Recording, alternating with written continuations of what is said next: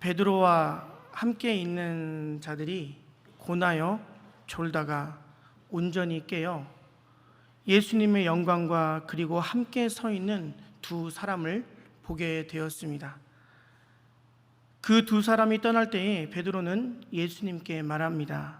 주여, 우리가 여기 있는 것이 좋사오니 우리는 하나는 주를 위해서, 또 하나는 모세를 위해서, 하나는 엘리야를 위해서 초막 셋을 짓겠습니다. 그 자리에 있던 베드로와 요한과 야고보는 천국에서나 누릴 수 있는 깊은 기쁨의 영광을 누리게 됩니다. 그리고 그곳에 머무르고 싶다는 강력한 마음이 들어서 오늘 이처럼 고백한 것입니다. 아예 산을 내려가지 않고 거기에서 살고 싶다는 의지의 표현입니다. 예수님이 계십니다. 거기에 지금 모세도 엘리야도 있으니 나는 더 이상 바랄 것이 없습니다. 라는 고백입니다. 그 말을 할 때쯤 구름이 와서 그들을 덮었고, 그들이 구름 속으로 들어갈 때쯤 그들이 무서워하였고, 곧 그때에 음성 하나가 그들에게 들리기 시작합니다. 그 음성이 무엇이냐? 이는 나의 아들 곧 택함을 받은 자니 너희는 그의 말을 들으라 였습니다.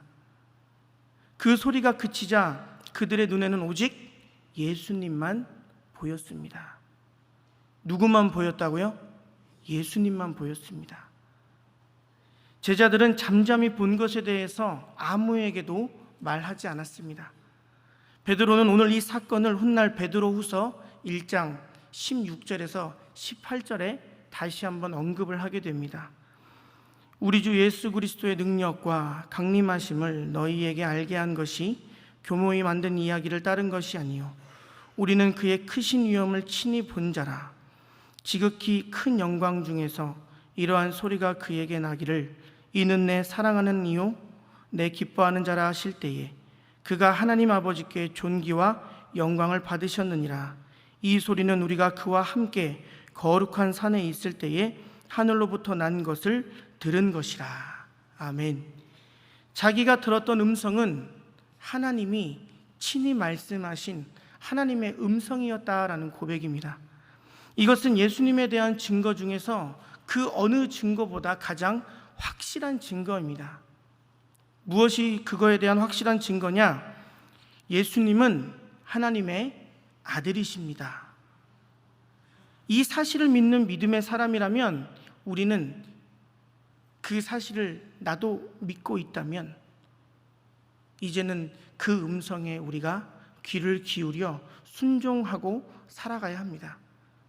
오늘 본문은 하나님의 음성이 들리는 순간을 우리들에게 생생하게 보여주고 있습니다. 이 베드로가 분위기에 빠져서 지금 내가 무슨 말을 하는지 모르고 있습니다. 내가 무슨 말을 하는지도 모르고 정신없이 말을 내뱉고 있는데 구름이 몰려들기 시작하는 겁니다. 순간 베드로, 요한, 야고보는 구름 속에 갇히며 커다란 두려움에 휩싸였습니다. 짙은 구름이 자신을 두르자 사방을 분간할 수가 없습니다. 제가 이 말씀을 묵상하는데 제가 예전에 경비정을 타면서 근무했던 순간이 떠오르더라고요. 연무라는 것을 아마 한 번쯤은 들어보셨을 텐데, 배를 타고 이렇게 지금처럼 여름철이 되면 바다와 이 온도차 때문에 바다에 짙은 안개가 뛰는데 아무것도 보이지 않습니다. 정말 내 코앞에 있는 것도 보이지 않습니다. 그런데 저는 바다로 나가야 됩니다. 왜요? 나라를 지켜야 되니까. 그러면 나라를 지켜야 된다는 그 충성심과 두려움이 공존을 하게 되는데 어느덧 먼 바다로 나가서 안개가 걷히면 그때서야 안심을 하게 되었습니다. 오늘 이들도 마찬가지인 겁니다. 산 위에서 그들을 둘러싼 두 구름 때문에 한 치 앞이 보이지 않는 겁니다. 아마 이들도 굉장히 두렵고 무서웠을 겁니다. 근데 심지어 그때 구름 사이에서 음성이 하나 들리는 겁니다. 이는 내 아들 택함을 받은 자니 너희는 그의 말을 들으라. 아버지 하나님의 음성인 겁니다. 예수님이 하나님의 아들이심을 증거하는 소리입니다. 중요한 것은 예수님께서도 하나님의 말씀에 그렇게 순종하는 삶을 살아가셨듯이 우리도 예수님의 말씀에 순종하는 삶을 살아가야 한다는 말씀입니다. 성경이 말씀합니다. 너희는 그의 말을 들으라. 우리의 삶을 돌아보면 나는 지금 온전히 하나님께 순종의 모습을 보이고 있는지, 또 나에게 부탁하신 그 사명을 내가 지금 기쁨으로 감당하고 살아가고 있는지 돌아보아야 됩니다. 순종보다 지금 내가 불순종의 모습이 더 많이 보이고 있다면 오늘의 말씀처럼 내가 정말 예수님의 말씀에, 그리고 예수님의 부르심에, 가르치심에 내가 순종하고 있는지 이것만 점검해 보면 됩니다. 다른 어떤 것이 아니라 성경이 그렇게 우리에게 말씀해 주고 있고 일치의 비결을 알려주고 있는 것입니다. 하나님께서 말씀하신 것처럼 예수님은 하나님의 음성에 반응하셨고 순종하셨습니다. 우리 모두도 하나님의 음성에 그렇게 반응하는 순종의 삶을 살아갔으면 좋겠습니다. 베드로와 요한, 야고보는 하나님의 음성을 듣고 예수님께 순종하겠다, 그리고 헌신하겠다, 나는 일평생 내 목숨 바쳐 그렇게 예수님을 위해서 살아가겠다, 아마 결단하고 다짐했을 겁니다. 우리 모두의 귓가에 다시금 이 귀한 음성이 들려지는 주일 되셨으면 좋겠습니다. 택함을 받은 내 아들의 말을 들으라. 그렇게 순종하게 되면 우리에게 오직 예수님만 보이는 은혜가 있게 될 것입니다. 구름 속에서 울려 퍼지는 하나님이 그들에게 말씀하셨습니다. 그리고 그 음성이 그들의 귓가에 들렸을 때에 그들은 눈을 들어보자 누구만 보였다고 말씀합니까? 예수님만 보였다는 겁니다. 아마도 구름이 자기를 둘러싸고 있었을 때 음성이 들리기 전까지는 땅에 조용히 엎드려 있었을 겁니다. 그런데 그 음성이 들리고 고개를 살짝 들자 예수님이 보이는 겁니다. 나와 늘 함께 하셨던, 일어나 나와 함께 가자, 내가 너로 사람 낚는 어부가 되게 하리라 인자하게 말씀하신 그 예수님이 다시 내 눈앞에 보이기 시작했습니다. 우리의 신앙의 핵심은 예수님이라는 것을 정확하게 보여주는 대목입니다. 우리 36절을 보게 되면 소리가 그침에 오직 예수만 보이더라 말씀하고 있는데, 베드로는 예수님 못에 엘리야가 같이 있을 것이라고 생각했습니다. 그런데 눈을 들어보니 막상 남은 것은 누굽니까? 예수님이었다는 겁니다. 결국 우리 신앙의 중심은 예수님이라는 겁니다. 우리 신앙의 핵심은 예수님이어야 된다라는 겁니다. 예수님만이 우리의 참 신앙이 되십니다. 그래서 특별히 우리가 주의해야 될 부분은 사람이나 어떤 외부의 환경으로 인해서 우리의 신앙이 좌로나 우로나 치우쳐서는 안 된다라는 겁니다. 혹시라도 지금 내 믿음이, 신앙이 흔들리고 있다면 지금 내 눈앞에 예수님이 보이는지 한번 점검해 보시기를 바랍니다. 예수님이 보인다라는 것은 어떤 의미냐? 그간 예수님께서 나에게 베풀어 주신 수많은 은혜가 있을 겁니다. 감사의 일들이 있을 겁니다. 그것이 보이는지, 아니면 지금 내 눈앞에 불평할 것, 원망할 것, 내 마음에 들지 않는 것, 그런 것들이 보이는지 잘 지혜롭게 구분해 보시면 된다는 겁니다. 베드로와 요한, 야고보의 눈에는 오직 예수님만 보였습니다. 그 위대한 모세, 그 유명한 엘리야도 사라졌습니다. 오직 예수님만 보였습니다. 둘러싸였던 구름의 영광의 빛도 없어졌습니다. 그 자리에는 평소 함께 하시던 예수님만 계셨습니다. 그렇지만 이제는 이전과는 다른 마음, 다른 태도가 그들에게 요구됐을 겁니다. 이제 그들이 살아가야 될 삶의 중심, 목적이 정해지는 순간입니다. 제가 하나님의 영광을 하면 여러분들은 큰 소리로 위하여 하고 한번 외쳐보시겠습니까? 자, 우선 연습을 한번 해보겠습니다. 하나님의 영광을 그렇게 하니까 하나님의 영광을 위해서 못 살아가는 겁니다. 큰 소리로, 내가 가진 가장 큰 목소리로 한번 고백해 보십시오. 하나님의 영광을 아멘. 그렇기 위해서 우리는 예수님의 음성에, 말씀에 순종하며 살아가야 된다는 겁니다. 초막이 중요한 게 아닙니다. 베드로는 지금 뭐라고 합니까? 초막을 짓겠다고 하는 겁니다. 하나님의 음성은 베드로야, 요한아, 야고보야, 초막을 지어라 말씀하지 않으셨습니다. 너희는 내 아들의 말을 들어라 였습니다. 여기서 들으라는 것은 단순히 귀 기울여서 듣는 데만 멈추라는 것이 아니라 들려진 것이 있으면 이제는 순종으로 요청하고 계신 겁니다. 순종의 자리에 우리를 부르고 계신 겁니다.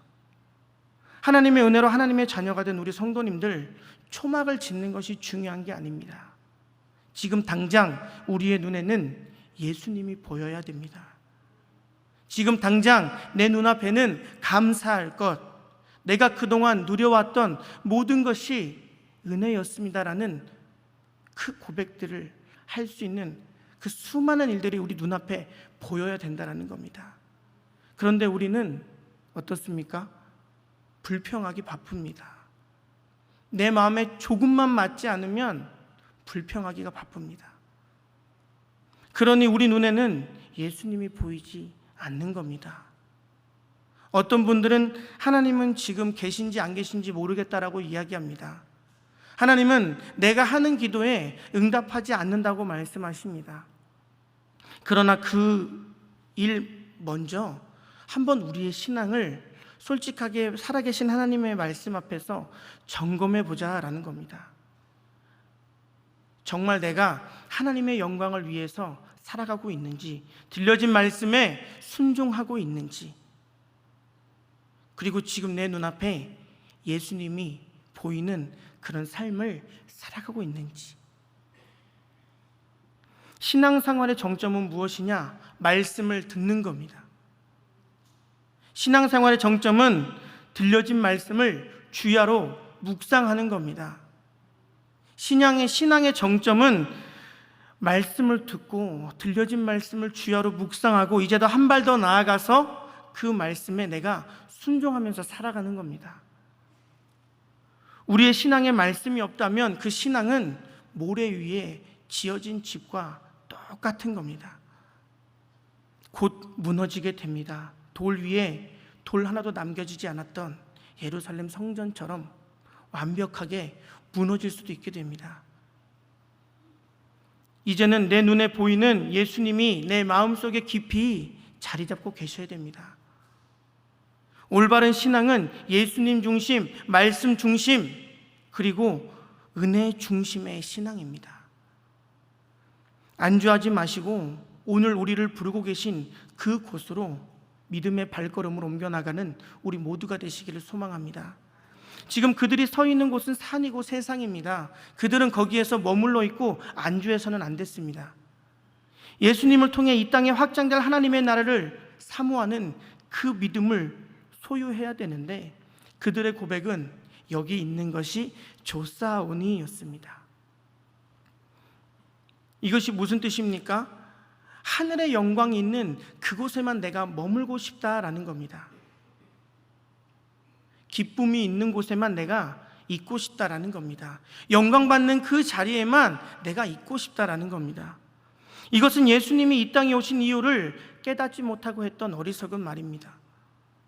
예수님께서 그 자리에 안주하신다면 어떻게 아버지의 뜻을 이룰 수 있을 것이며 어떻게 구원을 이루실 수 있겠습니까? 다른 말로 하면 이것은 신앙 이기주의입니다.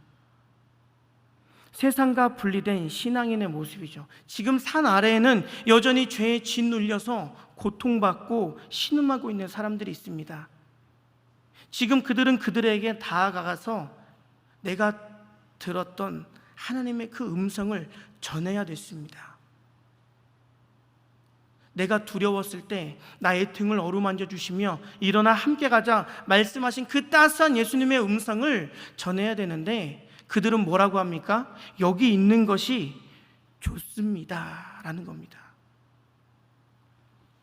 베드로와 제자들은 거기에 관심이 없었습니다. 지금 여기에 안주하고 싶었던 겁니다. 지금 여러분이 안주하고 싶은 것은 무엇입니까? 지금 여러분이 안주하고 싶으신 곳은 어디십니까? 십자가 없는 영광을 바랬던 제자들과 같은 모습을 이제는 버리고 내려가자고 말씀하시는 그 예수님의 음성에 순종하여 이제 자리를 툭툭 털고 일어나서 예수님과 하루하루 믿음으로 동행하며 살아가시기를 소망합니다. 예수님께서 제자들에게 변화된 모습을 보여주신 이유는 다른 것이 아니라 그들에게 온전한 믿음을 더해주고 싶으셨기 때문입니다. 그런데 제자들은 오히려 거기에 안주하고 십자가는 외면하는 모습을 보이고 말았습니다. 우리가 교회로서 부름받고 세움을 받았습니다. 제가 제주 영락교회에 있다고 이야기하면 제 동기들은 부러워합니다. 의심의 눈초리로 저를 바라보시는데 제가 다시 말씀드릴게요. 제가 제주 영락교회를 섬긴다고 하면 제 동기들은 저를 부러워합니다. 이게 아멘이 돼야 된다니까요. 다시요. 제가 제주 영락교회를 섬긴다고 하면 아멘 벌써 나왔습니다. 제 동기들은 부러워합니다. 왜요? 너무 좋은 교회니까. 그런데 우리는 거기에서 멈추는 것이 아니라 한 발 더 나아가서 복음을 전하고 작은 자들, 소외된 자들, 그리고 하나님의 은혜에 사각지대에 놓여있는 그런 사람들에게 나아가 그들을 위로하고 회복의 자리로 초청하는 사명을 갖고 있습니다. 이 거룩한 사명을 위해서 우리 단기 선교팀이 이 캄보디아 땅을 거룩하게 하기 위해서 오랜 시간 기도했고 준비했고 이제 오는 목요일 10일에 여정을 떠나게 됩니다. 긴 시간 모임을 갖고 준비하고 정말 큰 물질적인 부분도 우리 단기 선교팀이 감당을 하는 이유가 무엇이겠습니까?